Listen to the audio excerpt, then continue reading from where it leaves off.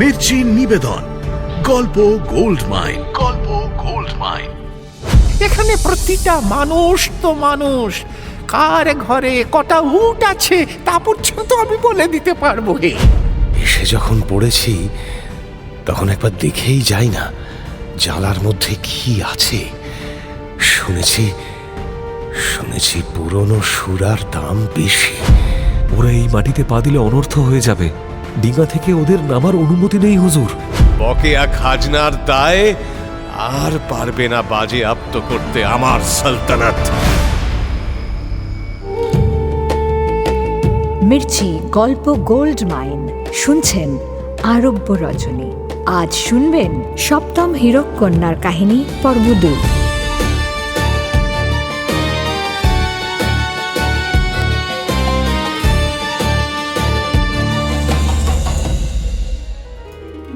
সুলতান শাহরিয়ারকে বেগম শাহরাজাদ শোনাচ্ছেন সপ্তম হীরক কন্যার কাহিনী। কাহিনীর শুরুতেই নায়ক দরাজ দিল সুলতান জাইন দান খয়রাতি করে নিঃস্ব হয়ে পড়ে। তখনই আসে খলিফার ফরমান, বকেয়া খাজনা মেটাতে হবে। এদিকে সুলতানের খিদে মেটানোর জন্য খাবার কেনার মতো দিনার পর্যন্ত নেই কোষাগারে। সুলতান জাইন জানতে পারে তার দান খয়রাতির লোভে দুনিয়ার যত প্রতারক এসে জুটেছে তার সালতানাতে, তার সঙ্গে তঞ্চকতা করে উপার্জন করছে। সালতানাতের আদি প্রজারাও সুলতান জাইনের উদারতার কারণে কর্মবিমুখ হয়ে পড়েছে। কেউ আর খেটে উপার্জন করতে চায় না। সকলেই জানে দিনারের প্রয়োজনে সুলতান আছে মাথার ওপর, সেই জুগিয়ে দেবে। সালতানাতের সমাজে প্রতারণার ব্যাধি এমনই বিস্তার লাভ করেছে যে প্রজারা সুযোগ পেলেই একে অপরের সঙ্গে প্রতারণা করছে। সুলতানের সঙ্গে তো বটেই।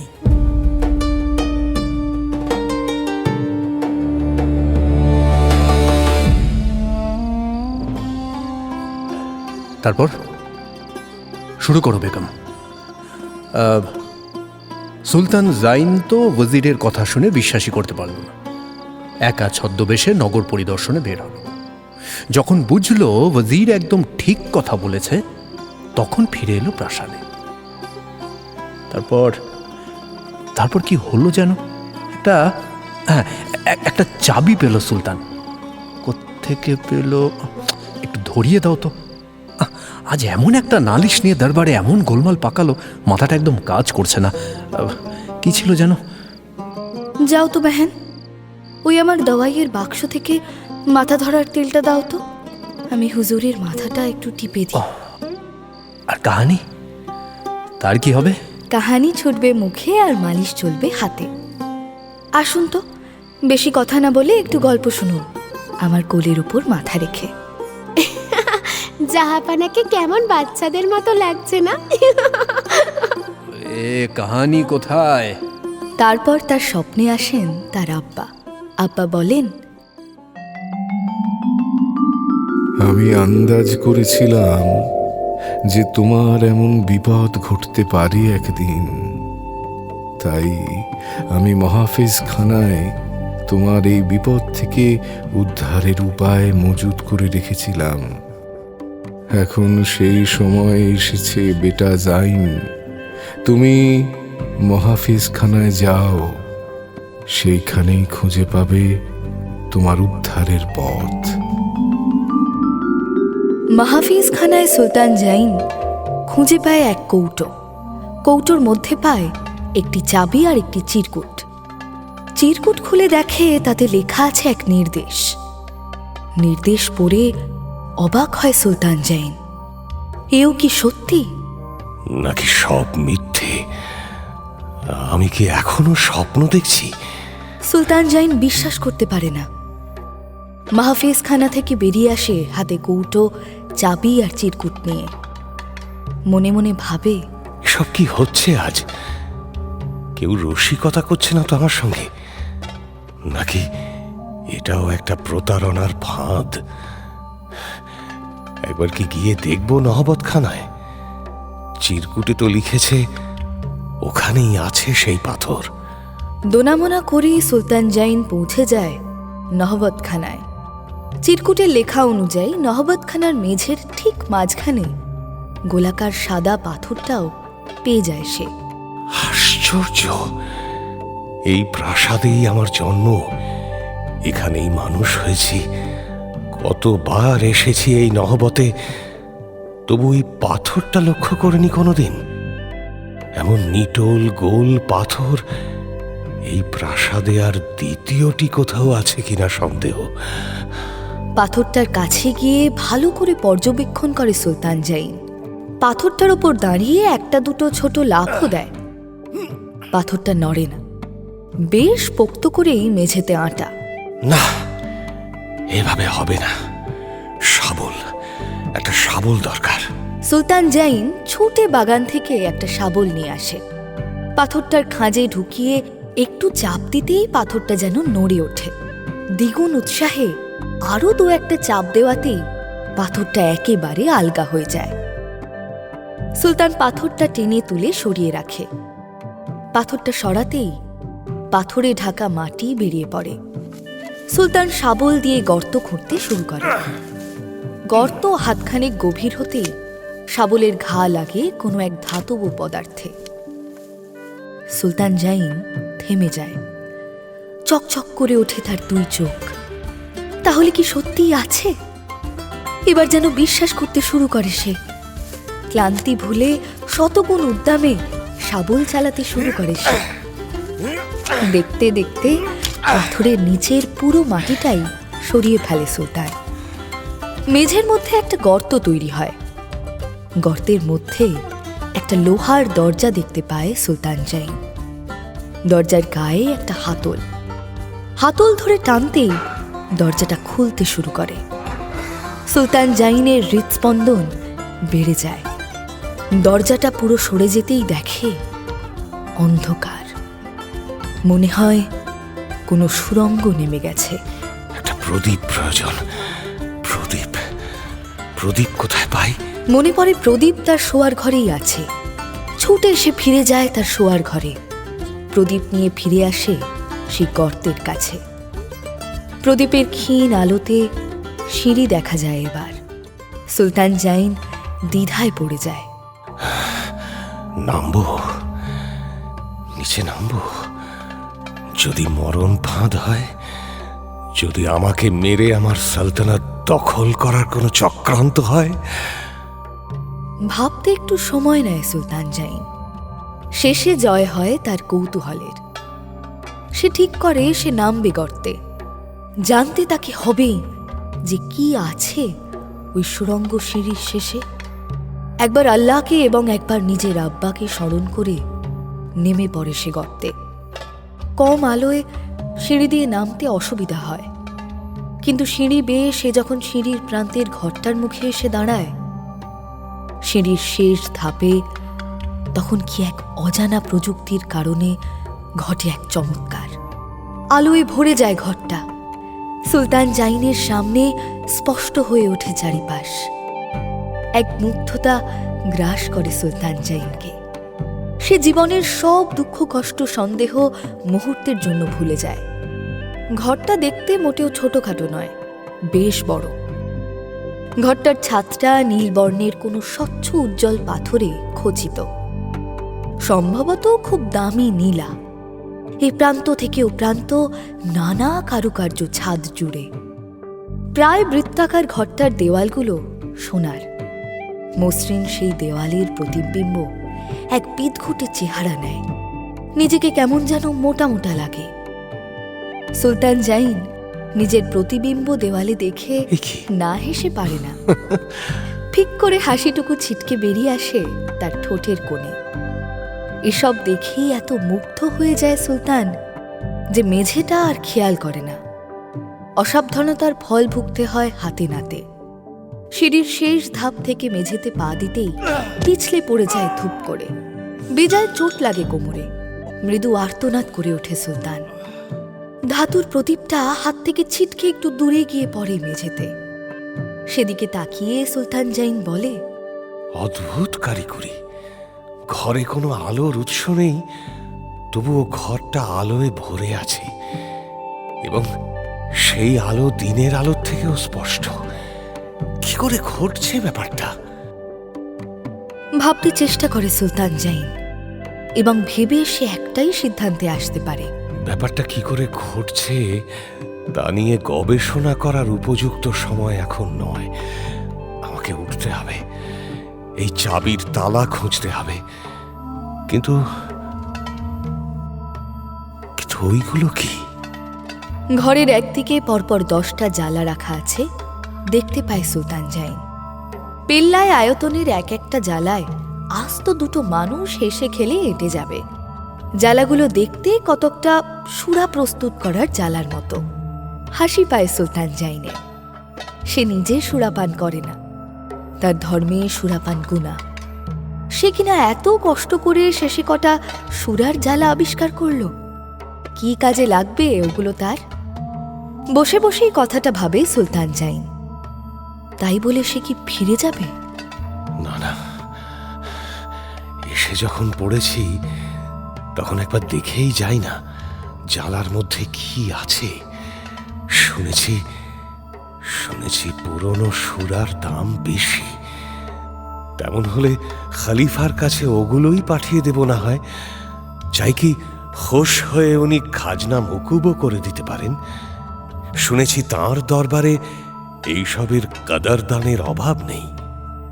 কিন্তু দেখবে বলে মেঝে থেকে উঠতে যেতেই আবার বিপত্তি। আবার পিছলে বসে পড়ে মেঝেতে। খেয়াল হয় মেঝেটা পুরো মসৃণ স্ফটিকের তৈরি। মেঝের উপর হাত বুলিয়ে একবার স্ফটিকের মসৃণতা দেখে সুলতান জাইন বলে, বাহ, এ যে আয়নার থেকেও মসৃণ। আর বসে থাকে না সুলতান জাইন, খুব সাবধানে উঠে দাঁড়ায়। এক মুহূর্ত ঘাড় গুঁজে সে ভাবে, এই মেঝেতে জুতো পরে চলাফেরা করা উচিত হবে না। একটু অসাবধান হলেই পিছলে পড়ব। সুলতান জাইন নিজের জুতো জোড়া সিঁড়ির শেষ ধাপে খুলে রেখে আবার নামে স্ফটিকের মেঝে। এবার চলতে ফিরতে অনেক সুবিধা হয় তার। সে সোজা গিয়ে একটা জালার উপর উঠে পড়ে।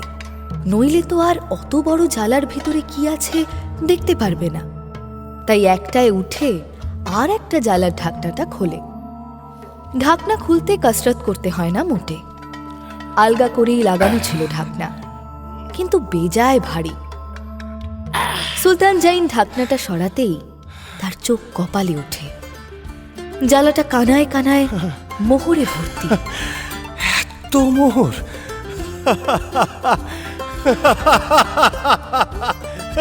খুশিতে প্রায় পাগল হয়ে যায় সুলতান জাইন। বদ্ধ ঘরে মুক্ত প্রাণে উল্লাসে মাতে সে। বেঁচে গেল, বেঁচে গেল, আমার সালতানাত বেঁচে গেল।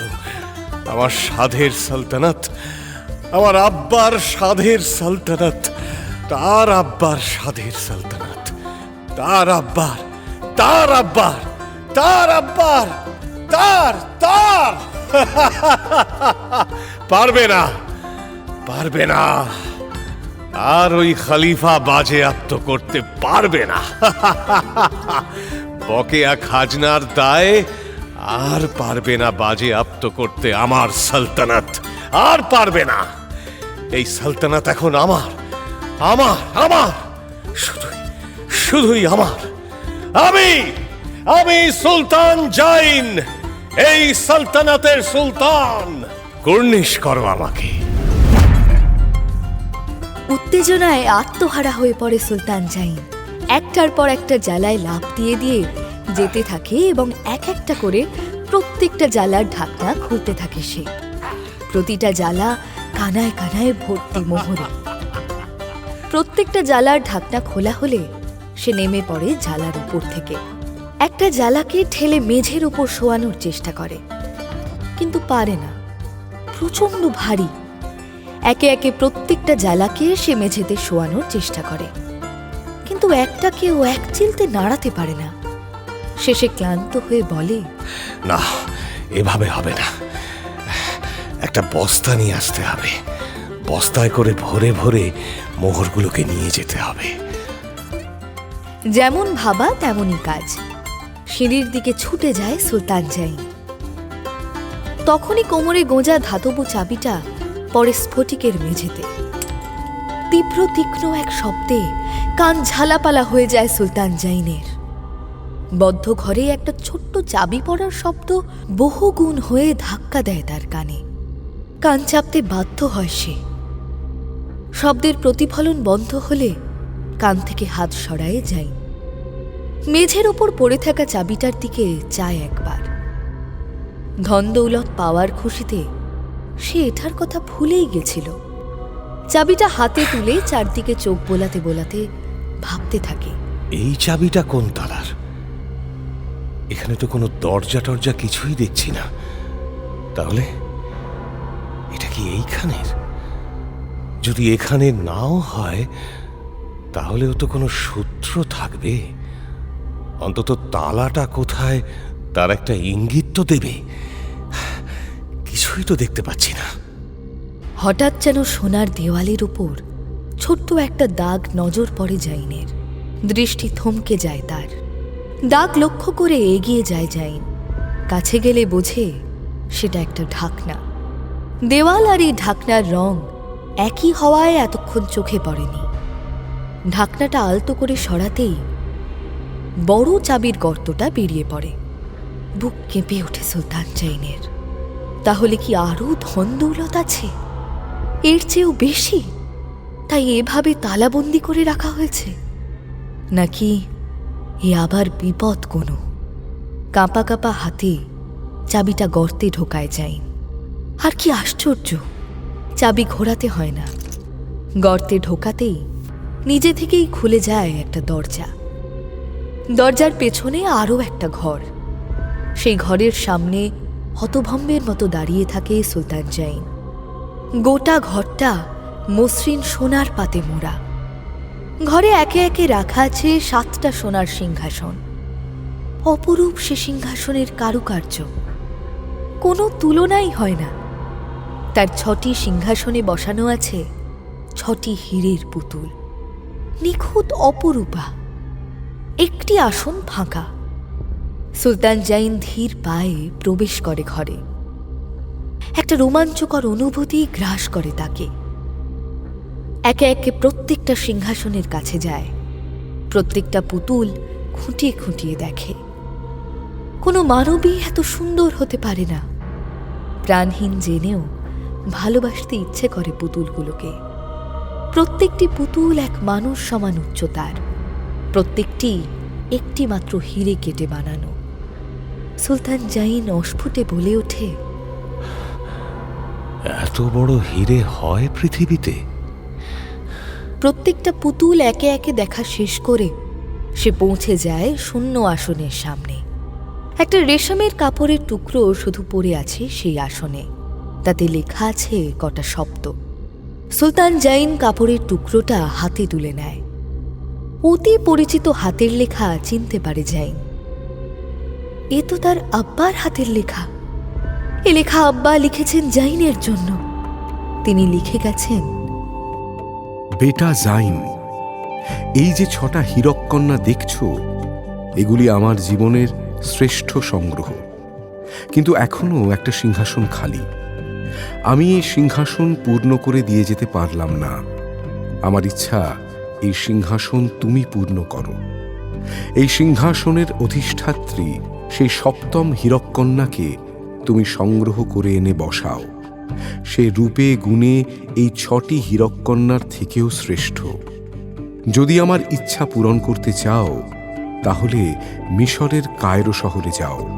সেখানে আমার এক বান্দা আছে, মুবারক। তাকে সকলে এক ডাকে চেনে। মুবারক তোমাকে বলে দেবে বাকিটা। আমার আশীর্বাদ নিও। ইতি তোমার আব্বা। আব্বা?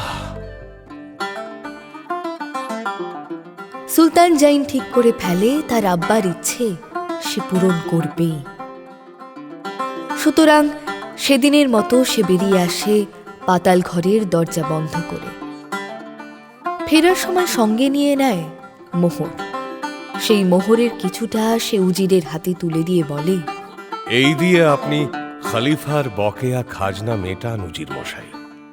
বাকি যা থাকবে তাই দিয়ে আপনাদের বেতন ইত্যাদি আর যা পাওনা গন্ডা বাকি আছে সব বুঝে নেবেন। আমি কয়েকদিনের জন্য একটু ভ্রমণে যেতে চাই। বড় একঘেয়ে হয়ে গেছে জীবন। ততদিন আপনি সালতানাতের দেখাশোনা করবেন। আর হ্যাঁ, আমি যতদিন না ফিরব ততদিন এই প্রাসাদ বন্ধ রাখবেন। বাইরে কড়া পাহারা বসাবেন, একটা মাছিও যেন গলতে না পারে। ভুলে যাবেন না, এই প্রাসাদে কিন্তু আমার আব্বার স্মৃতি জড়িয়ে আছে আনাচে কানাচে। আমি চাই না আমার অবর্তমানে সেগুলো কোনোভাবে কোনো কারণে ক্ষতিগ্রস্ত বা নষ্ট হোক, এমনকি কেউ ছুঁয়েও দেখুক। জি হুজুর, জয় হুকুম। তো হুজুর, আপনার যাত্রার ব্যবস্থা করি। কোথায় যেতে চান আপনি বলুন? না উজির মশাই, ওই সুলতানি চালে আমি ভ্রমণ করতে চাই না। আর আমার কোনো নির্দিষ্ট গন্তব্য নেই। আমি সাধারণ মানুষের মতো একটু ঘুরে বেড়াতে চাই, মানুষের ছলচাতুরি, মানুষের চরিত্র বুঝতে চাই। আমাকে আমার মতো ছেড়ে দিন দয়া করে। তবে কথা দিচ্ছি, ফিরে আমি আসবই। ততদিন বাকিটা আপনার হাতে। সুলতান জাইন ইচ্ছে করে উজিরের কাছে ভেঙে বলে না কিছু। প্রতারণার যে জাল ছড়িয়ে আছে চারদিকে, তাতে সে আর কাউকে বিশ্বাস করতে পারে না। সে ভাবে হয়তো বিশ্বাসী উজির কিছু করবে না, সেটুকু বিশ্বাস তাকে করা যায়। কিন্তু বাকিরা, তারা তো কেউ সৎ নেই। আর তারা যদি জানতে পারে প্রাসাদের মধ্যে এত সম্পদ লুকোনো আছে, তাহলে যে করেই হোক সেই সম্পদ তারা চুরি করবে। এদিকে তার পক্ষেও সম্পদ আঁকলে পড়ে থাকা সম্ভব নয়। কায়রো তাকে যেতেই হবে, আব্বার নির্দেশ। তাই সেই চাল চালে। এটাকে কি প্রতারণা বা তঞ্চকতা বলা যায়? জানা নেই সুলতান জাইনের, এবং সে জানতেও আগ্রহী নয়। পরদিন ভোরবেলায় আল্লাহর নাম নিয়ে পথে নামে সুলতান জাইন। বস্ত্র থেকে যাত্রা শুরু করে কায়রো যেতে লাগে বেশ কিছুদিন। পথে নানা ভালো মন্দ অভিজ্ঞতা হয় তার। কায়রোর আলেকজান্দ্রিয়া বন্দরে পা রেখে বিস্মিত হয় জাইন। এত বড় বড় বন্দর সে আগে কখনো দেখেনি। বন্দর যে এত বড় হতে পারে ধারণাই ছিল না তার। বস্ত্রর বন্দরও বেশ বড়, কিন্তু আলেকজান্দ্রিয়ার কাছে সেটা তুচ্ছ। বন্দরে এক বৃদ্ধ রুটি বিক্রেতার দোকানে বসে রুটি খেতে খেতে প্রশ্ন করে জাইন, চাচা, এখানে মুবারক কে আছে গো, চেনো?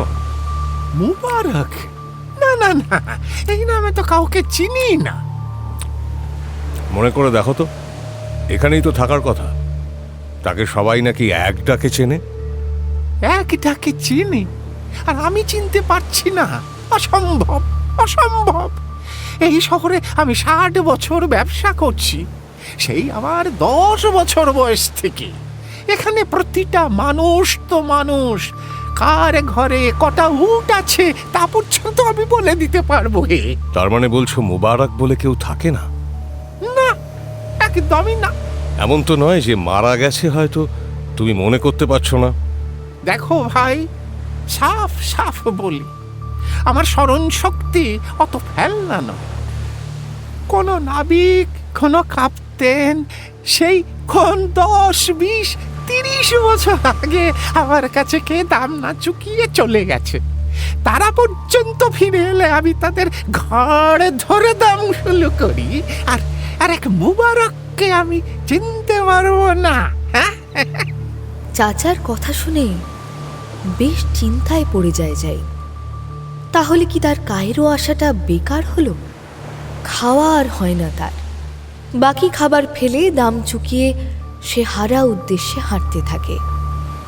কিছুটা যেতেই পেছন থেকে ডাক আসে, ও ভাই, এই শুনে যাও, শুনে যাও, শুনে যাও। আরে ও ভাই, শুনছো? সুলতান জাইন বুঝতেই পারে না যে এই ডাক তার উদ্দেশ্যে। এমন ডাক শুনতে সে তো আর অভ্যস্ত নয়। সকলেই তাকে সম্মান দিয়ে ডাকে তার দেশে, সুতরাং সে ফিরেও তাকায় না। তখনই একটা হাত এসে পড়ে তার কাঁধে। আচমকা এমন হওয়ায় সে চমকে যায়। এমন অভিজ্ঞতাও তার জীবনে নেই। দেশের লোকজন তার থেকে দূরত্ব বজায় রেখে চলে। সে ঘুরে দেখতেই দেখে চাচা হাঁপাচ্ছে। চাচার হাতটা আঁকড়ে ধরে আছে তার কাঁধ। চাচা হাঁপাতে হাঁপাতে বলে, আচ্ছা, এই কোন কোন বাদশাহ ঘরের শাহজাদা গো তুমি? কেন, কি করলাম আমি? এই যে এত করে ডাকছি, হ্যাঁ, ঘুরে একবার তাকানোর নামটি নেই। ও ও মাফ করে দাও চাচা, আসলে তুমি যে আমাকে ডাকছো তা বুঝিনি। কথা শুনে তো মনে হয় ভালো ঘরেরই ছেলে। তো লোককে সম্মান দিতে এত কষ্ট কেন তোমার বাপু? হ্যাঁ, কষ্ট মোটেই নয় চাচা, বিশ্বাস করো আমি বুঝতেই পারিনি যে তুমি আমায় ডাকছো। আরে না না না, সেটা বলছি না, বলছি মুবারক বলছো না, মুবারক। হ্যাঁ, বলি সে কি তোমার ইয়ারে দোস্ত যে ওভাবে নাম মুখে আনছো? জানো কায়রোতে তার সম্মান কত? রুটিওয়ালার কথা শুনে নেচে ওঠে জাইনের মন। সে রুটিওয়ালার হাত দুটো ধরে বলে, তার মানে সত্যি এখানে মুবারক বলে কেউ থাকে? বাদশাহ মুবারক বলো, বাদশাহ মুবারক। কায়রোর বাদশাহ সে, এই কায়রোর সবচেয়ে বড় লোক। এই যত জাহাজ দেখছো বন্দরে, এর বেশিরভাগ জাহাজই বাদশাহ মুবারকের সওদা। কিন্তু হলে হবে কি, একদম দিমাগ নেই। গরিব দুঃখী কেউ তার দরবারে একবার দাঁড়ালে খালি হাতে ফেরে না। এমন ইমানদার ভালো মানুষ বড় লোক দেখা যায় না। আর বাকি বড় লোকগুলো তো সব এক একটা ছেঁচড়ার বাসা। না, কোথাও বোধহয় ভুল হচ্ছে চাচা। আমি যে মুবারকের কথা বলছি সে তো বান্দা, বাদশাহ তো নয়। বান্দা? বাদশাহ নয়? কি জানি, তাহলে বলতে পারবো না। এটুকু বলতে পারি, কায়রোতে মুবারক বলতে ওই একজনই আছেন, বাদশাহ মুবারক। কোনো বান্দা ফান্দা মুবারক নামে নেই। তাহলে বোধহয় আমি যাকে খুঁজছি সে অন্য মুবারক। তাই হবে হয়তো, কিন্তু তবুও একবার তুমি বাদশাহ মুবারকের সঙ্গে দেখা করতে পারো। কিছুই না, কায়রোতে এসেছো, এমন সদাশয় মানুষের দর্শন না করে চলে যাবে। রুটিওয়ালার কথা শুনে সুলতান জাইন বুঝতে পারে যে সে যাকে খুঁজছে সেই মুবারক, এই বাদশা নয়। তবু একবার তাকে দেখার ইচ্ছে হয় তার। কারণ একটাই, এই মানুষটিও তার মতোই। রুটিওয়ালাই বলেছে, গরিব দুঃখী কেউ তার দরবারে একবার দাঁড়ালে খালি হাতে ফেরে না। সুতরাং সে রুটিওয়ালার কাছ থেকে হদিশ জেনে নিয়ে পা বাড়ায়। নির্দেশ মতো সোজা পথ ধরে কিছুটা গিয়ে ডাইনে মুড়তেই দেখে সামনে বিশাল এক প্রাসাদ। প্রাসাদের ফটকে রীতিমতো সিপাহী দাঁড়িয়ে, কিন্তু কাউকে আটকাচ্ছে না। সুলতান জাইনও তাদের সামনে দিয়েই ফটক পার করে উপস্থিত হয় বাদশাহ মুবারকের দরবারে। চারিদিকে চোখ বুলিয়ে বোঝে দরবারের চাকচিক্য তার নিজের দরবারের চেয়ে বেশি। দরবারীদেরও বেশভূষায় সচ্ছলতা স্পষ্ট। অন্তত তার দরবারীদের থেকে ভালো খেয়ে পড়ে আছে তারা। সকলের মধ্যমণি হয়ে লাল মখমলের সিংহাসনে বসে আছে এক বৃদ্ধ। বয়স আন্দাজ ৮০। বৃদ্ধের সাদা দাড়ি গাল বেয়ে নেমে এসেছে বুকে। বৃদ্ধকে দেখে বেশ ভালো লাগে জাইনের। বৃদ্ধের কথাবার্তাও ভালো। দরবারে উপস্থিত সকলের সঙ্গে হেসে হেসে কথা বলছে, দিন দরিদ্রদের সাহায্য করছে, নানা সৎ উপদেশ দিচ্ছে। উপস্থিত দর্শন প্রার্থীদের সঙ্গে কথা বলতে বলতে বাদশাহ মুবারকের নজর পড়ে সুলতান জাইনের উপর। বাদশাহ হাসি মুখে জিজ্ঞেস করে, বলো বেটা, কি তোমার তকলিফ?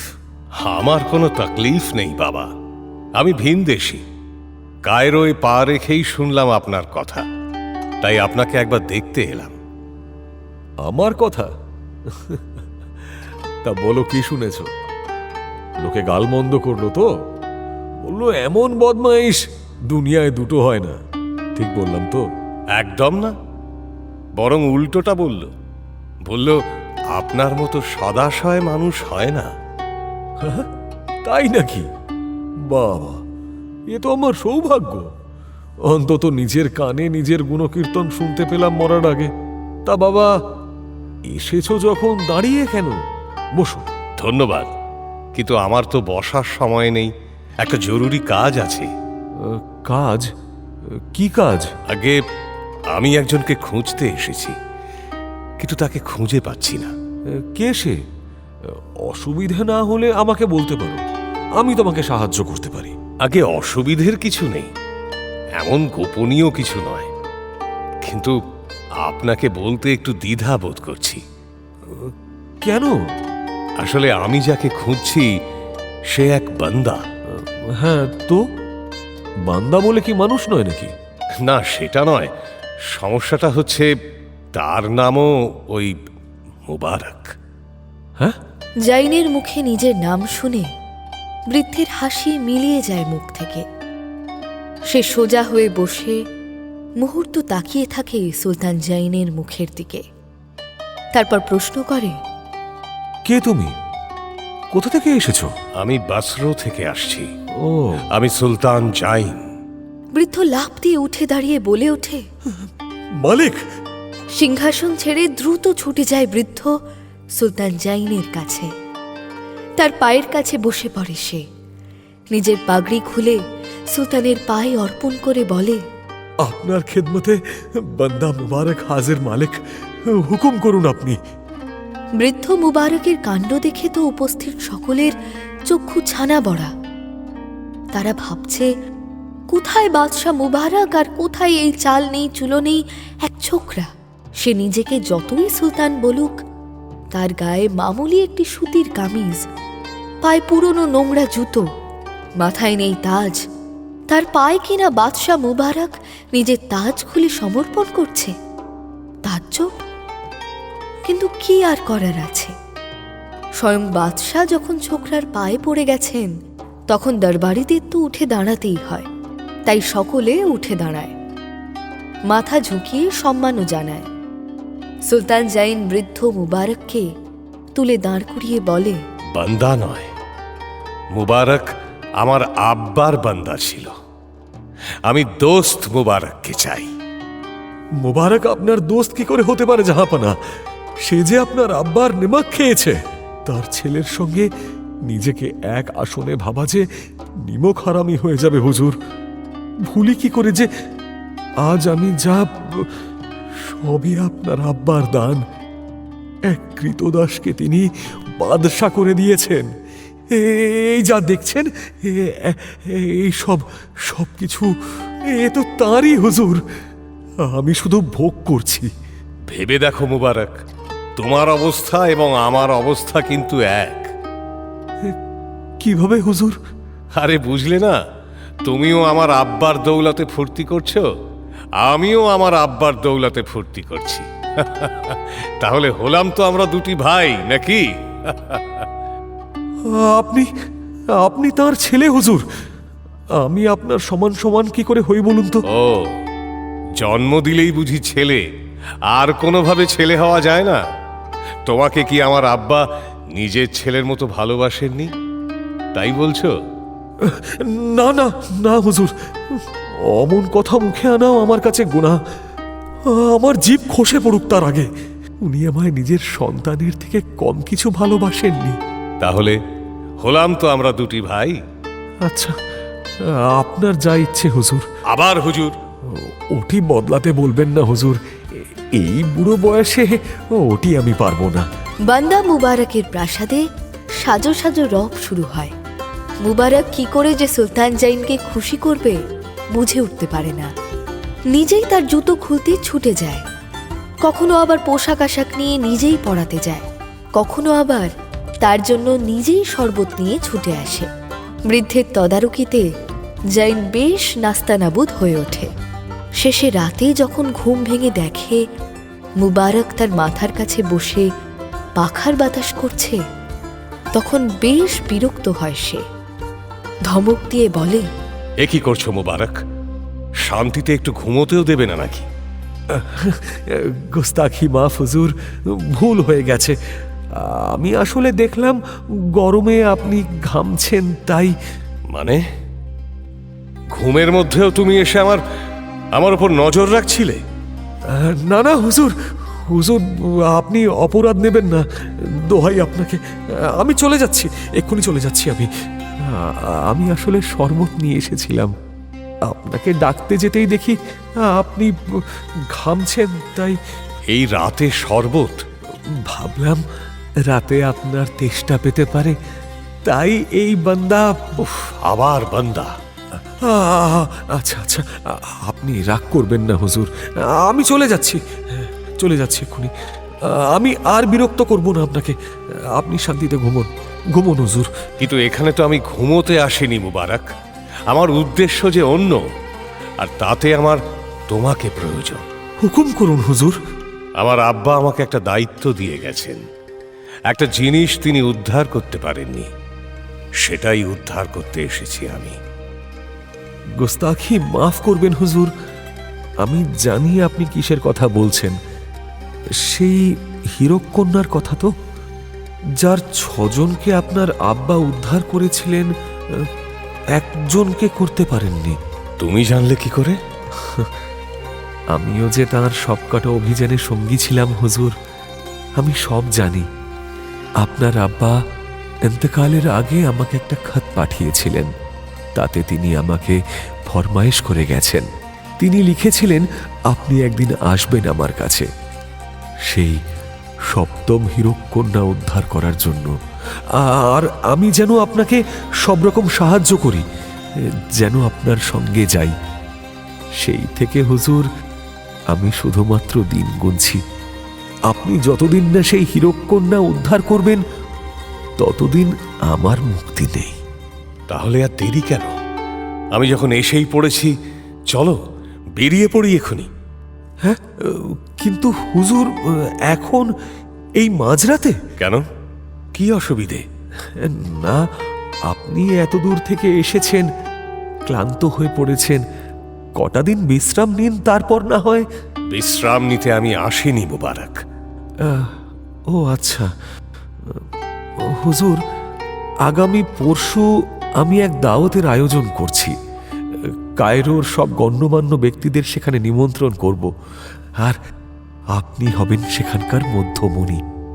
সবার সঙ্গে আপনার পরিচয় করিয়ে দেব। অন্তত পরশু পর্যন্ত থেকে যান হুজুর। না মুবারক, এখন গণ্যমান্য ব্যক্তিদের সঙ্গে আলাপ পরিচয় করে সময় নষ্ট করার মতো সময় আমার কাছে নেই। চলো কালই বেরিয়ে পড়ি। জো হুকুম হুজুর, আপনার যেমন ইচ্ছে।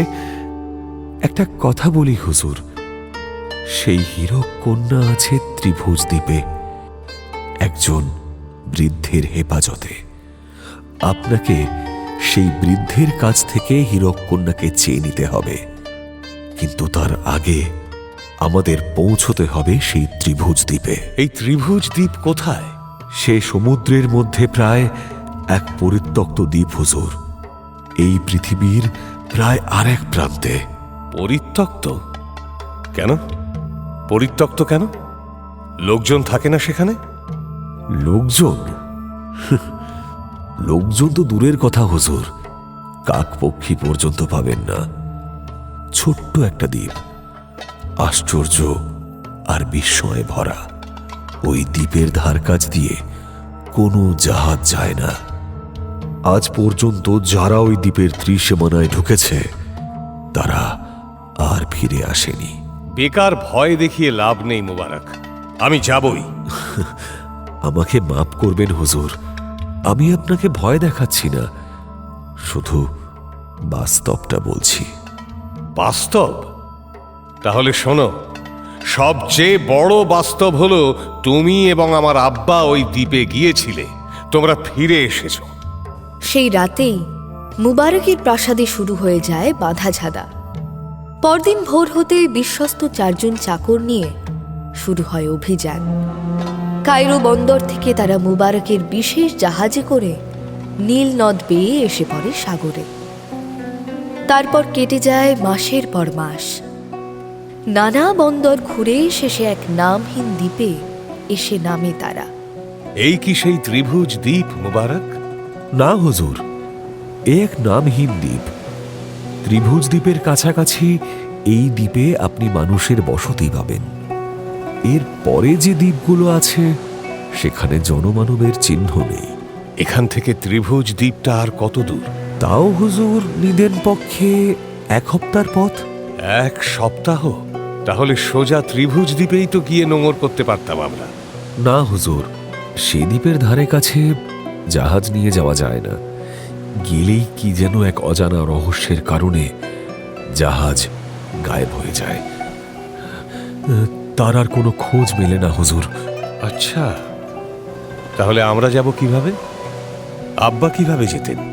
এখান থেকে ডিঙায় করে যাব আমরা। আমাদের দুজনের সঙ্গে ওই 4 জন চাকর থাকবে হুজুর। বাকি জাহাজের নাবিকরা এখানে আমাদের জন্য অপেক্ষা করবে। ডিঙা বুঝি ওই দ্বীপের কাছে গেলে গায়েব হয় না? হ্যাঁ, হয় হুজুর। তাহলে আমরা যাব কি করে? কালই দেখতে পাবেন হুজুর। কাল আমরা ডিঙা ভাসাবো দরিয়ায়। কেন কাল? কেন আজ? কেন নয়? আসলে অনেক কাজের কিছু নির্দিষ্ট সময় থাকে হুজুর। সব কাজ সব সময় করা যায় না। যেমন আপনি ফজরের নামাজ রাতে আদা করতে পারবেন না, অপেক্ষা করতে হবে ভোর পর্যন্ত। পরদিন সকালে এক রাজকীয় ডিঙা ভাসে দরিয়ায়। ডিঙার চারধারে ধাতব নানা চিহ্ন। বড় এক মাস্তুলে সাদা নিশান। নিশানের ওপরেও এক দুর্বোধ্য ভাষায় কিছু লেখা। সুলতান জাইনের মনে হাজারো প্রশ্ন জাগে ডিঙা দেখে, কিন্তু তখনকার মতো সব প্রশ্ন মুলতুবি রাখে সে। 7টা দিন তো আছেই হাতে। যেতে যেতে পথে সব খুঁটিয়ে জেনে নেওয়া যাবে। খুঁটিয়ে খুঁটিয়ে ডিঙার নানা মাহাত্ম্য জানা আর সম্ভব হয় না। প্রথম দিন কিছুক্ষণ ডিঙায় বসে থাকার পরেই জাইনের শরীর খারাপ হতে শুরু করে। এমন দোলা সে কোনোদিনও খায়নি। বমি শুরু হয় তার।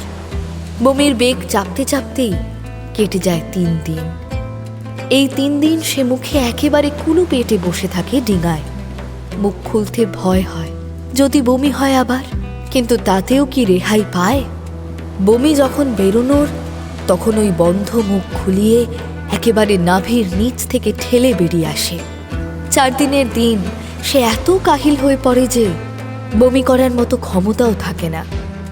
5 দিনের দিন থেকে শুরু হয় তার জ্বর। ধুম জ্বরে প্রায় সংজ্ঞাহীন হয়ে পড়ে থাকে ডিঙার ওপর। গোটা সময়টা মুবারক তার মাথা কোলের ওপর নিয়ে জলপট্টি দেয়। 2 দিনের বেশি জ্বরে প্রায় সংজ্ঞাহীনের মতো এলিয়ে পড়ে থাকার পর সে শুনতে পায় মুবারক যেন বলছে, উঠুন হুজুর, উঠুন। দেখুন, ত্রিভুজ দ্বীপ এসে গেছে। এবার আমাদের নামতে হবে। হুজুর, হুজুর, শুনছেন? উঠুন হুজুর। ত্রিভুজ দ্বীপে নামতে হবে শুনেই উঠে বসে সুলতান জাইন। দেহে বল নেই, সারা দেহে অসহ্য ব্যথা। তার মধ্যেও শুধুমাত্র মনের বলে সে উঠে দাঁড়ায়। ডিঙা থেকে ত্রিভুজ দ্বীপে পা রাখে সে। তার পা পড়তেই দ্বীপটা যেন কেঁপে ওঠে একবার। বৃদ্ধ মুবারক বলে, ওই যে হুজুর, আপনি এসেছেন সেই 7ম হীরক কন্যাকে নিতে। তার খবর হয়ে গেল দ্বীপ জুড়ে। এটা কি শুভ না অশুভ মুবারক? শুভ অশুভ জানি না হুজুর, তবে আপনি যে সেই 7ম হীরক কন্যার ন্যায্য দাবিদার সেটা প্রমাণ হয়ে গেল। মানে? মানে আপনি যদি ন্যায্য দাবিদার না হতেন তাহলে দ্বীপ এমন কেঁপে উঠত না। এমনকি আপনি এই পর্যন্ত আসতেও পারতেন না। তার আগেই দরিয়ায় ডিঙা ডুবে যেত। ভয় দেখানোটা বেশ ভালোই পারো দেখছি মুবারক। আপনার যা মনে হয় হুজুর, তবে জানিয়ে রাখি, আমরা কিন্তু হীরককন্যার নিষিদ্ধ এলাকায় এসে পড়েছি। এবার খুব সাবধানে চলতে হবে আমাদের হুজুর। আমি আগে আগে চলি, আপনি আমার পিছে পিছে আসুন। আর ওরা? ডিঙায় থাকা 4 চাকরকে দেখিয়ে প্রশ্ন করে সুলতান জাইন। উত্তরে মুবারক বলে, ওরা এই মাটিতে পা দিলে অনর্থ হয়ে যাবে। ডিঙা থেকে ওদের নামার অনুমতি নেই হুজুর। ডিঙা রেখে মুবারক ও সুলতান জাইন এগিয়ে চলে। দ্বীপের প্রায় তট থেকেই শুরু হয়েছে এক জঙ্গল। বড় বড় গাছের আড়ালে আলো আঁধারির খেলা। জঙ্গলটা বেশি ঘন নয়, দেখেই বোঝা যায় জঙ্গলে মানুষ কেন, কোনো প্রাণীরই আনাগোনা নেই। বেশ কিছুটা এগিয়ে গাছের ফাঁকে একটা পাহাড়ের চূড়ায় চোখ পড়ে সুলতান জাইনের। সেদিকে দেখিয়ে জানতে চাইলে মুবারক জানায়, হুজুর, আমাদের ওই পাহাড়টাতেই যেতে হবে। ওই পাহাড়ের মধ্যে এক খাত রয়েছে, সেই খাতের মধ্যেই আছে এক হ্রদ, আর সেই হ্রদের মাঝের দ্বীপে হীরককন্যার প্রাসাদ। কিন্তু পাহাড়টা দূর থেকে দেখে তো মনে হচ্ছে খাড়া হয়ে উঠে গেছে আকাশের দিকে। ও পাহাড় বেয়ে ওঠার মতো সরঞ্জাম কোথায়? সব আছে হুজুর, আগে তো চলুন ওর কাছে। পাহাড়ের কাছে পৌঁছতেই দেখা যায় সুলতান জাইন যা ভেবেছিল সেটাই ঠিক। পাহাড়টা খাড়া উঠে গেছে আকাশের দিকে। একটা পাখি বসার মতো সামান্য খাঁচ পর্যন্ত নেই। পাহাড়ের সামনে পৌঁছে মুবারক তার আলখাল্লার জেব থেকে একটা কিতাব বার করে। কিতাবটা জীর্ণ, একটু অসাবধান হলেই পাতাগুলো সব খসে পড়ে যাবে যেন। কিতাবটার একটা বিশেষ পাতা খুলে বিড়বিড় করে কিছু পড়তে শুরু করে মুবারক। সুলতান জাইন হঠাৎ খেয়াল করে আকাশে মেঘ জমতে শুরু করেছে। এই তো ঝলমল করছিল রোদ, এই আবার মেঘ। আজীব কিসসা তো। দেখতে দেখতে বিদ্যুৎ চমকাতে শুরু করে। শুরু হয় দমকা হাওয়া। হাওয়ার দাপটে পোশাক আশাক সামলানো দায় হয়ে পড়ে। হঠাৎ একটা বাজের চমকে চোখ ঝলসে ওঠে সুলতান জাইনের। কান ফাটানো শব্দ করে বাজটা সরাসরি পড়ে পাহাড়ের ওপর। পাহাড়টা দুফাঁক হয়ে যায়। সরু একটা খাত তৈরি হয় পাহাড়ের বুকে।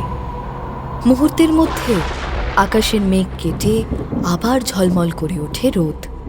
বৃদ্ধ মুবারক হাতের কিতাব বন্ধ করে বলে, আসুন হুজুর, আসুন, আসতে আজ্ঞা হোক। সুলতান জাইনকে আসতে বলে মুবারক নিজেই আগে ঢুকে পড়ে পাহাড়ের খাতে। সুলতান জাইন আর দেরি করে না, সেও মুবারকের পেছন পেছন ঢুকে পড়ে খাতে। মুবারক এগিয়ে যেতে থাকে, পেছন পেছন এগোয় সুলতান জাইন। এক সময় খাত শেষ হয়ে তারা পাহাড়ের মাঝে প্রায় সমতল এক জায়গায় এসে পড়ে। সুলতান জাইন খাত থেকে বেরোতেই বিকট এক শব্দ শুরু হয়। সে একটু ভয় পেয়ে সরে দাঁড়ায়। চোখের সামনে দেখে পাহাড়ের দুটো ভাগ একটা আর একটার দিকে এগিয়ে চলেছে। দেখতে দেখতে দুটো ভাগ একটা আর একটার সঙ্গে মিলে যায়। সুলতান জাইন 2 পা এগিয়ে ভালো করে নিরীক্ষণ করে। পাহাড়টা যে দুভাগ হয়ে গেছিল তার কোনো চিহ্ন আর দেখা যায় না। সামান্য ফাটলটাও ধরা পড়ে না তার সন্ধানী চোখে। পেছনে ফিরতেই দেখে মুবারক তার দিকে তাকিয়ে। কি তাজ্জব মুবারক, পাহাড়টার কোনো ফাটলই আর নেই। কোনো ফাটলি আর থাকবে না হুজুর, আর থাকার কথাও নয়। তাহলে আমরা ফিরবো কি করে? এখনো তো যেতেই পারলাম না, আর এখনই ফেরার চিন্তা করছেন হুজুর? একটা কথা সাবধান করে দিই আপনাকে, আপনি যেখানে চলে এসেছেন এখান থেকে আর ফেরার কথা ভেবে কোনো লাভ নেই। মানে আমরা কি আর ফিরতে পারবো না? পারবো হুজুর, অবশ্যই পারবো, কিন্তু তার আগে গন্তব্যে পৌঁছতে হবে আমাদের। গন্তব্যে পৌঁছানোর আগে ফেরার চেষ্টা করলে বা চিন্তা করলে সাংঘাতিক বিপদ হয়ে যাবে হুজুর। আপনি বা আমি, আমাদের কেউই আর ফিরে যেতে পারবো না। ভয় দেখিও না মুবারক, প্রথম থেকে তুমি খালি ভয় দেখাচ্ছ। তুমি কি চাও না যে আমি ওই হীরককন্যা উদ্ধার করি?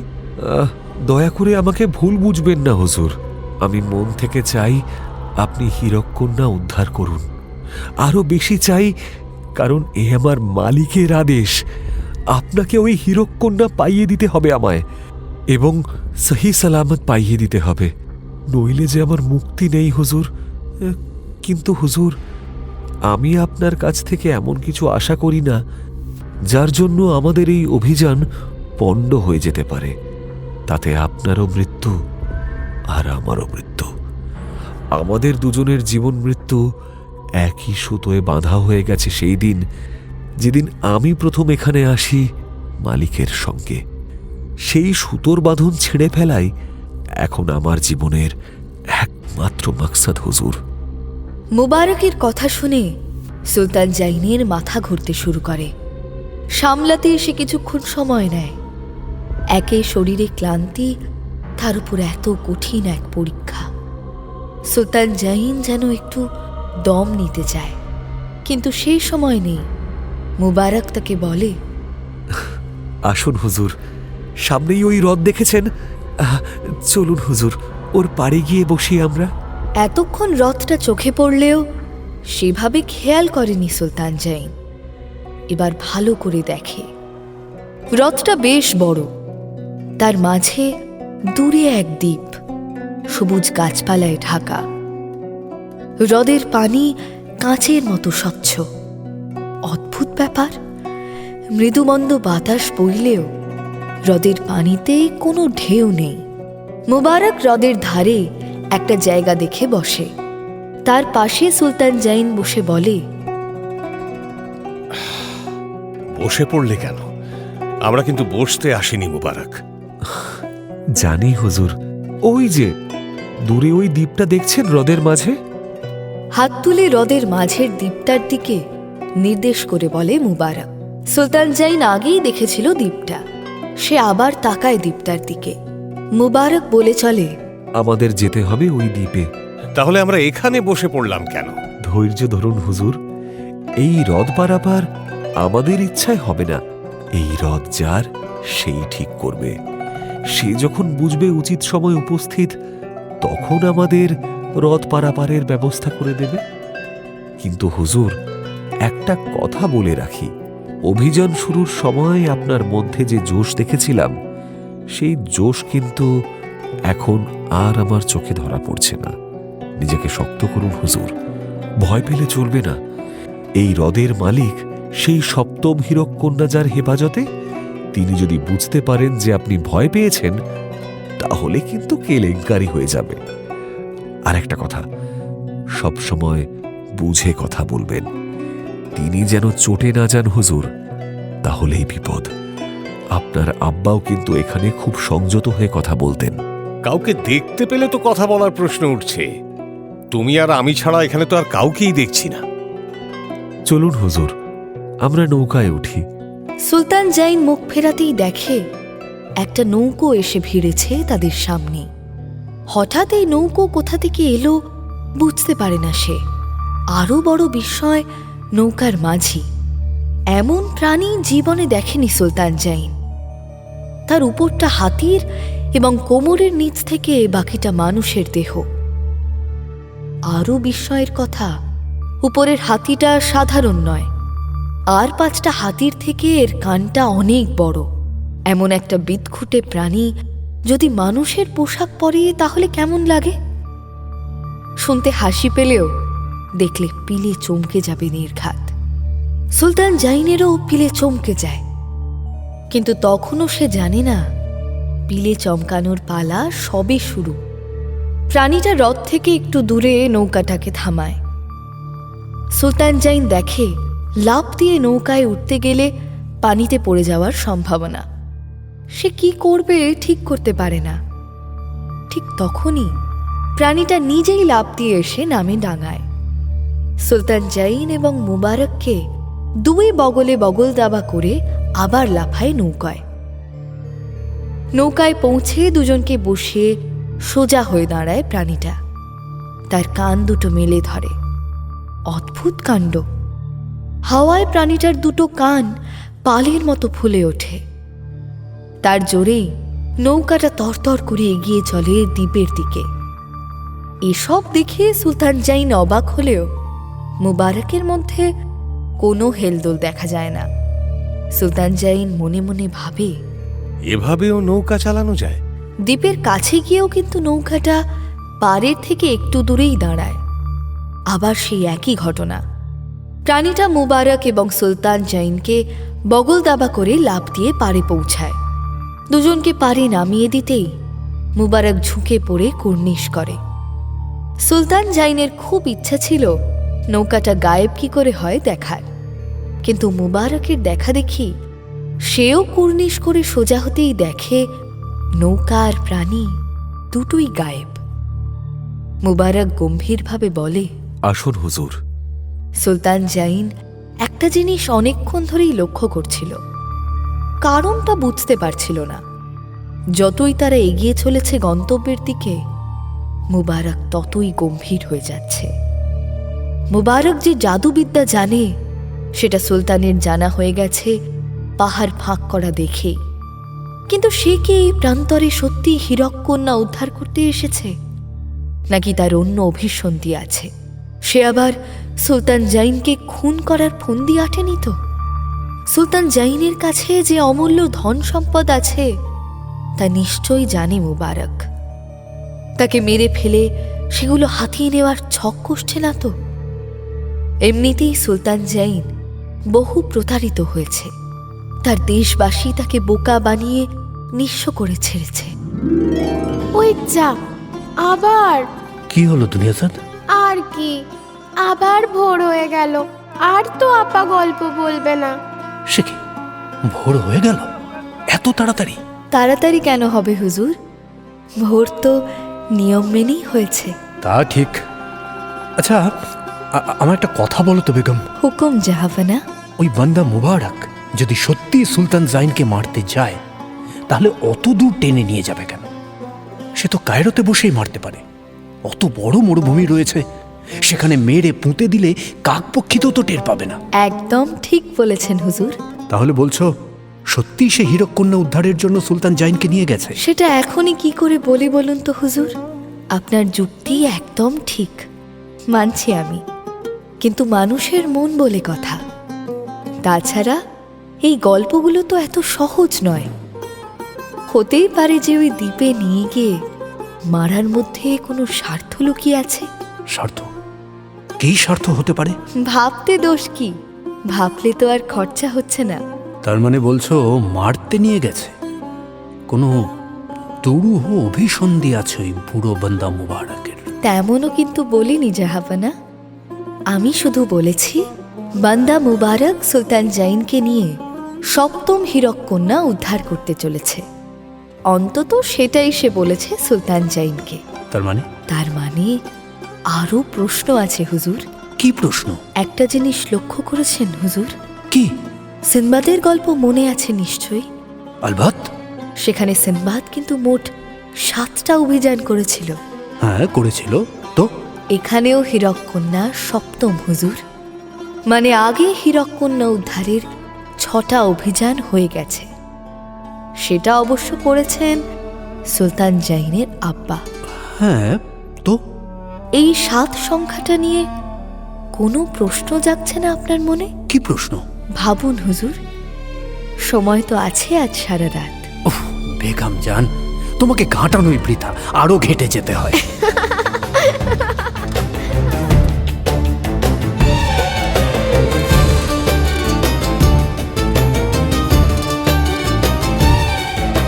আরে কি মুশকিল! এমনিতেই সুলতান জাইনের কি হবে তাই নিয়ে চিন্তা, তার উপরে আবার সিনবাদের অভিযান টেনে আনলেন বেগম। আদৌ কি কোনো সম্পর্ক আছে দুটো কাহিনীর মধ্যে, নাকি শুধুই সুলতান শাহরিয়ারকে বিভ্রান্ত করার একটা চাল? জানতে হলে আগামী পর্ব পর্যন্ত অপেক্ষা করতে হবে।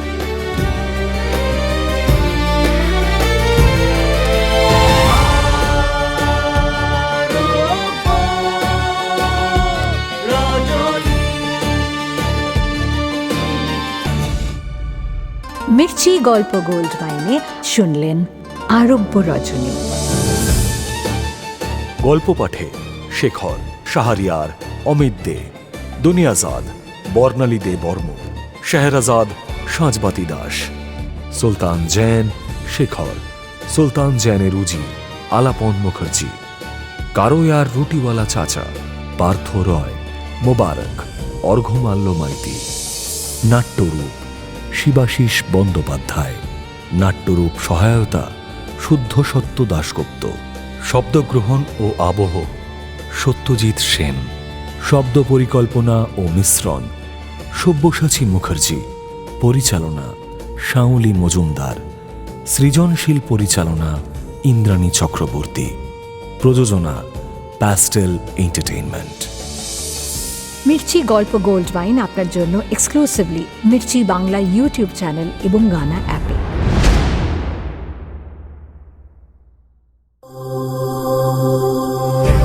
মির্চি নিবেদন গল্প গোল্ড মাইন।